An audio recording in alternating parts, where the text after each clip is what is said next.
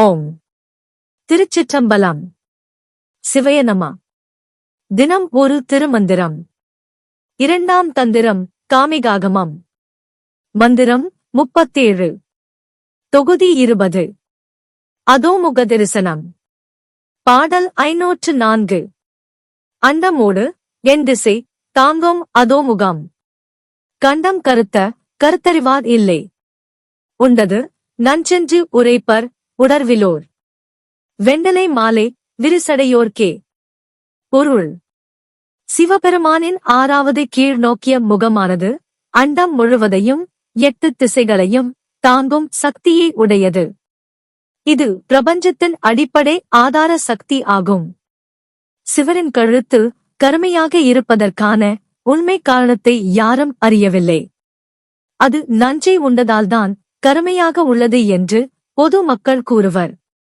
ஆனால் உண்மையில் அது உலகத்தின் பாவங்களை ஏற்றுக்கொண்டதற்கான அடையாளம். இறந்தவர்களின் ஆன்மாக்களை தாங்கும் அடையாளமாக மண்டையோடுகளை மாலையாக அணிந்து பாவங்களை அழிக்கும் கடவுளாக சிவபெருமான் சடைவிரித்த கோலமாக இருக்கிறார்.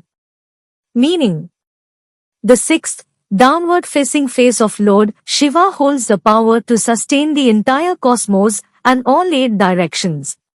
It is the foundational energy of the universe itself.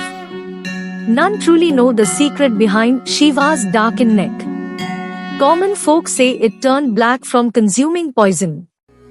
But in truth, it is the mark of his grace, the sign that he has absorbed the sins of the world.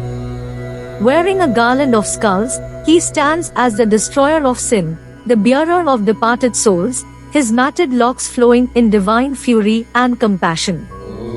யாம் பெற்ற இன்பம் பெருக இவ்வையகம்.